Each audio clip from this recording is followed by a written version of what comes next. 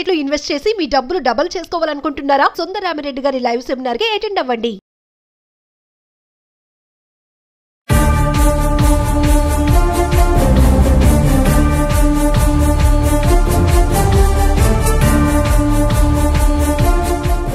నమస్తే, welcome back to Suman TV. Present మనతో పాటు ఉన్నారు తోడు నీడ ఆర్గనైజేషన్ ఫౌండర్ రాజేశ్వరి మేడం. నమస్తే మేడం.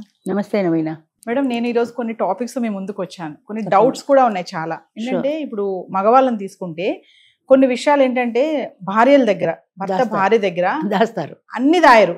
కొన్ని విషయాలు ఓపెన్ అవుతారు, కొన్ని మాత్రం చెప్పరు.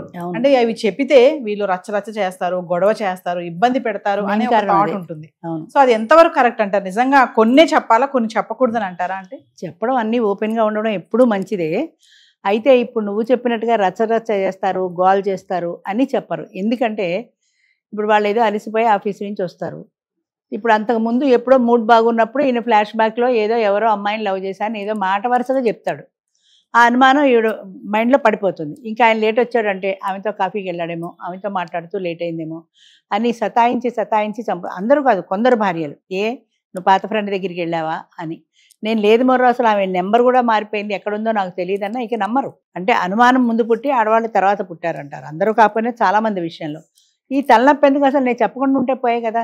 ఇదే సినిమాలో చూపించాడు కూడా వెంకటేష్, ఎవరినో భార్యను లవ్ చేశానంటే కొన్ని విషయాలు చెప్పకూడదు, భార్యలైనా సరే మన మనసులోనే పెట్టుకోవాలంటాడు. అదేవిధంగా భార్య కూడా ఎవరో నాకు పెళ్లి చూపుల్లో నచ్చాడు, పెళ్లి చేసుకుందాం అనుకున్నాను, ఏదో కట్న కానుకల్లా కుదరలేదు, అది క్యాన్సిల్ అయింది, మిమ్మల్ని చేసుకున్నాను అందనుకో, ఇంక వీడి మైండ్లో అదే పడుతుంది.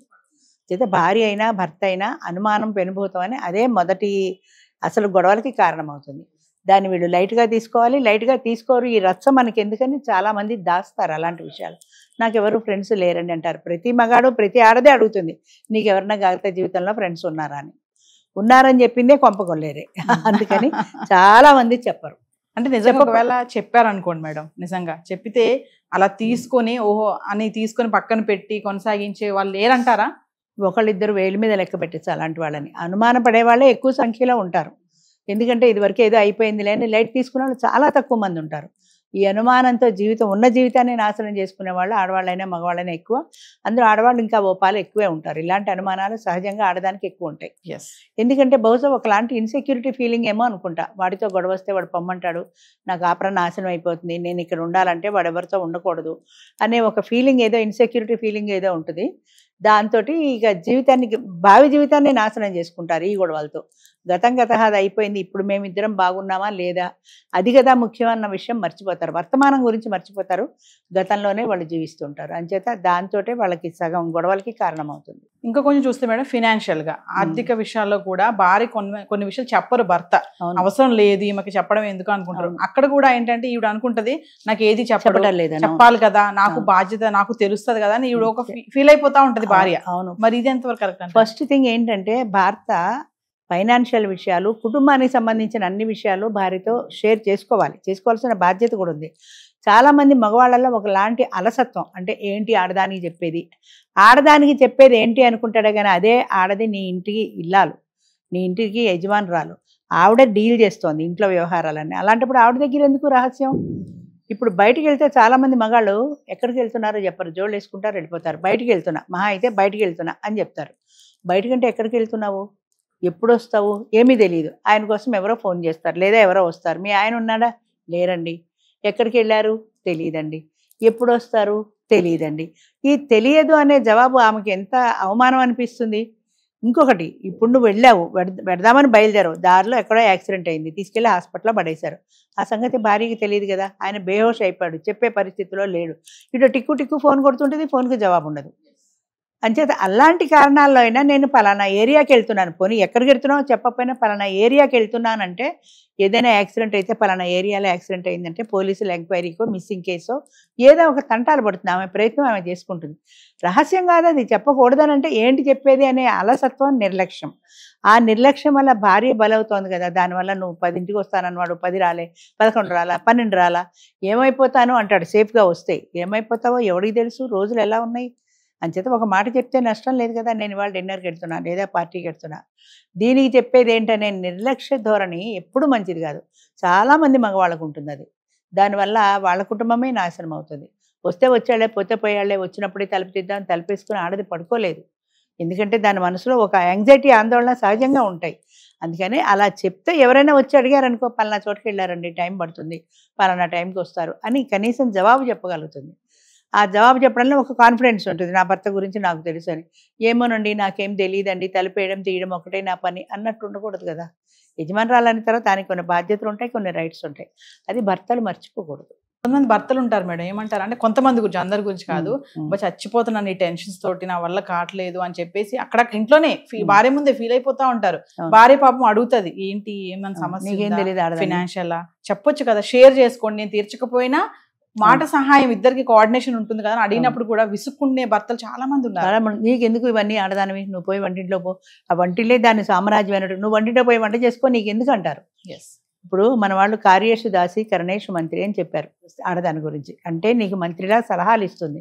నీ ప్రాబ్లం ఆఫీస్ ప్రాబ్లమే కావచ్చు, ఆవిడకి ఇంటితో సంబంధం లేకపోవచ్చు, కానీ నువ్వు ఏదైనా ఒక సమస్యలో ఉంటే దాని నుంచి బయటపడే మార్గం చెప్తుందేమో. నీకు నష్టం లేదు కదా చెప్పినందువల్ల. చెప్పలేదు అనుకో, కనీసం నీకున్న సమస్యను షేర్ చేసుకోవడంలో నీ బరువు భారం తగ్గుతాయి కదా. అట్లా ఎందుకు అనుకోరు? అలా అనుకోరు. ఆడదానికి అన్ని విషయాలు చెప్పకూడదు అనే కాన్ఫిడెన్స్ చాలామంది మగవాళ్ళు అలా ఉంటుంది. ఆడదానికి ఎందుకు చెప్పాలి, నా ఆఫీస్ విషయాలు నువ్వు ఏమైనా అరుస్తావా తీరుస్తావా అంటారు. ఏమో అరుస్తుందో తీరుస్తుందో నువ్వు చెప్తే కదా తెలుస్తుంది. అది నీకు అనవసరం, నా బాధ ఏదో నేను పడతాలే, నీకెందుకు, అన్నిటికీ నీకెందుకు నీకెందుకు నీకెందుకు అనేది వీళ్ళ భార్యాభర్తల మధ్య బంధాన్ని స్ట్రాంగ్గా నిలబెట్టదు. దానివల్ల బీటలు వారుతుంది. అంటే నాకెందుకు, ఆయన నాకు ఏ సంగతిలో చెప్పరు, ఏ సంగతి షేర్ చేసుకోరు, నాతో ఏ విషయమో చెప్పరు, చికాకు పడిపోతారు. ఇంటికి వచ్చేప్పటికి ఏదో ఆఫీస్లో టెన్షన్లు ఉంటాయంటారు, ఏంటంటే మాట్లాడరు, నేనేం చేయలేకపోతున్నాను అనే ఈ బలహీనత అమ్మాయిని మానసికంగా బాధపడుతుంది కదా. గట్టిగా అడిగితే గొడవలు వస్తాయి. అంచేత ఈ గొడవల కంటే నువ్వు ఉన్నదేదో కొంత షేర్ చేసుకుంటే పోతుంది కదా, నీకు నష్టం ఏం లేదు దానివల్ల.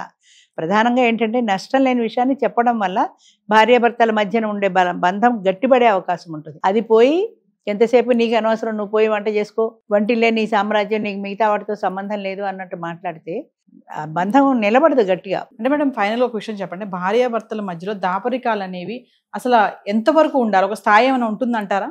అది ఎంతవరకు ఉండాలి అంటే అసలు నిజానికి న్యాయంగా చెప్పాలంటే భార్యాభర్తల మధ్యన దాపరికాలు ఉండకూడదు. కానీ కొన్ని చెప్పటం వల్ల కొత్త సమస్యలు వస్తాయి. ఇప్పుడు వాడు గర్ల్ ఫ్రెండ్ ఎవరో ఉందని చెప్పాడు, ఆ అమ్మాయి పెళ్ళైపోయింది, ఎక్కడికో వెళ్ళిపోయింది, ఇప్పుడు ఆ అమ్మాయితో వీడు కాంటాక్ట్లో లేదు, అయినా భార్య మనసులో ఈ అనుమానం అనే బీజాన్ని నాటావు కదా. అలాగే ఆవిడ కూడా ఎవరినో పెళ్లి చేసుకుందామంటే ఒక అనుమానం బీజాన్ని నాటావు కదా. అంచేత ఇవి నాటడం ఎందుకు, లేనిపోని రచ్చలు ఎందుకు, గొడవలు ఎందుకు అని అలాంటివి చెప్పరు. ఎక్కడ ఎంతవరకు చెప్పాలో అంతవరకు చెప్పడం ఎప్పుడూ మంచిది. అలా అని ప్రతిదీ రహస్యంగా దాచాడు అనుకో, ఇప్పుడు గర్ల్ ఫ్రెండ్ గురించి చెప్తే పెళ్ళాంతో గొడవ వస్తుందని దాచాడు. ఎక్కడో చదివాను, ఒక 10-15 ఏళ్ల తర్వాత ఆ గర్ల్ ఫ్రెండ్ అనుకోకుండా వాడికి ప్రత్యక్షమైంది. చూసేప్పటికి వాళ్ళలో పాత ప్రేమ చిగురించి ఆ అమ్మాయిని మళ్ళీ వాళ్ళ ఆఫీస్లోనే జాబ్ ఇప్పించాడు. పెళ్ళానికి చెప్పలా, ఆఫీస్లో జాబ్ ఇచ్చాడు. ఆఫీస్లో వాళ్ళిద్దరు కలుస్తున్నారు, మాట్లాడుతున్నారు. ఆ అమ్మాయిని ఒకరోజు ఇంటికి తీసుకొచ్చి తన చెల్లెలుగా పరిచయం చేసి, తన కజిన్గా పరిచయం చేశాడు. వాడి కజినే అనుకుంది, అమ్మాయికి తెలియదు ఇదే పాత లవర్ అని. సో కొన్నాళ్ళకి విషయం బయటపడింది. బయట పడితే అప్పుడు కూడా ఆ భర్త ఏమంటాడంటే, నేను ఇద్దరిని సమానంగా చూస్తాను, నీకెందుకు. మరి అలా భార్య హర్షించగలుగుతుందా? ఇంకొక పార్ట్నర్ దాని లైఫ్లో, తన భర్త లైఫ్లో తనే ఉండాలనుకుంటుంది. ఏ స్త్రీ అయినా అంతే అనుకుంటుంది. అలా కాకుండా దానికి కూడా కొంచెం జరిగి చోటు అంటే ఇదే ఆఫీస్లో సీటు కాదు జరిగి చోటు ఇవ్వడానికి. అంచేత అది యాక్సెప్ట్ చెయ్యదు. నువ్వు చెయ్యవు కాబట్టి నేను చెల్లెలని చెప్పా. అసలు సిగ్గులేదా? చెల్లెలని చెప్పి లవర్ని చెల్లెలని చెప్పి ఎలా పరిచయం చేస్తాడు? వాళ్ళిద్దరూ మధ్యలో చెల్లెలని పేరు చెప్పి లవర్గా ఎలా తిరుగుతావు దాంతో?